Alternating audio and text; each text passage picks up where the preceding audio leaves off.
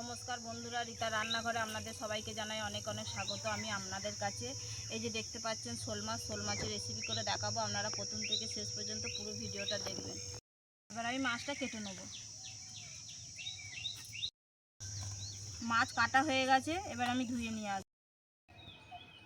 মাছ ধুয়ে নিয়ে চলে এসেছি আমি। এবার নুন হলুদ মাখিয়ে নেবো।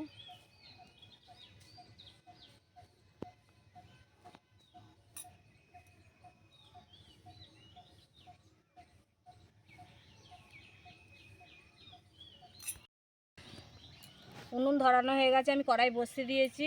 আর আমি এখানে শোল মাছের রসার জন্য আমি মশলা নিয়েছি। পেঁয়াজ, আদা, রসুন, দুটো কাঁচা লঙ্কা, দুটো শুকনো লঙ্কা, আর এখানে গোটা জিরে, গোটা ধনে সব একসাথে বাটা হবে। আর এখানে নিয়েছি গরম মশলা। শোল মাছের রসা নাবানোর আগে দিয়ে দেবো। আর এখানে নিয়েছি গুঁড়ো হলুদ। আর সর্ষের তেলে রান্নাটা হবে। কড়াই বসিয়ে দিয়েছি, কড়াই গরম হয়ে গেছে। এবার আমি দিয়ে দেবো সর্ষের তেল।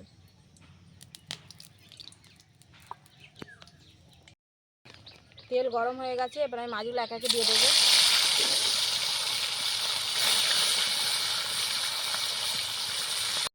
মশলা আমি একসাথে বেটে নেব।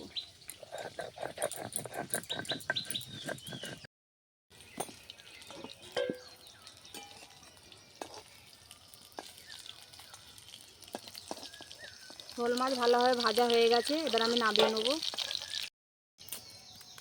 ফোড়নে দেবো তেজপাতা,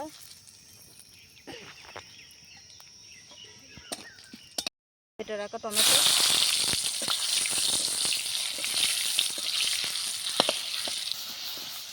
টমেটোটা খুব সুন্দর ভাজা হয়ে গেছে তেলের সাথে। এবার আমি দিয়ে দেবো মশলা, বাটা মশলা দিয়ে দেবো।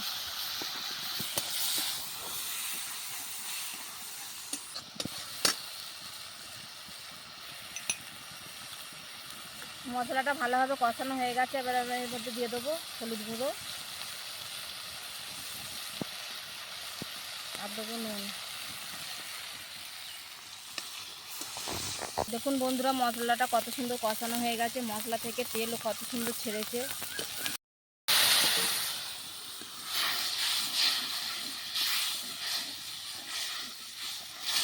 এবার দিয়ে দেবো এর মধ্যে ভেজে রাখা শোল মাছ।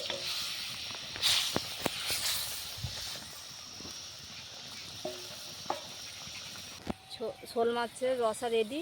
এবার আমি নাবানোর আগে দিয়ে দেবো গরম মশলা গুঁড়ো।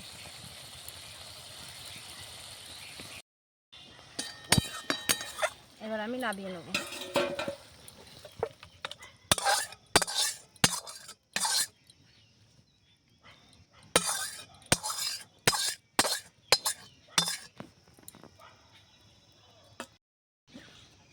শোল মাছের রসা আমি যেভাবে তৈরি করলাম আপনারা ঠিক সেইভাবেই তৈরি করবেন, তাতে এতে খেতেও খুব সুন্দর লাগবে এবং টেস্ট হবে খুব সুন্দর। আমার রান্না যদি আপনাদের ভালো লাগে তাহলে আমার চ্যানেলটিকে অবশ্যই সাবস্ক্রাইব ও লাইক করবেন এবং নতুন নতুন রান্না পেতে কমেন্ট করে জানাবেন, ভিডিওটিকে শেয়ার করবেন। নমস্কার।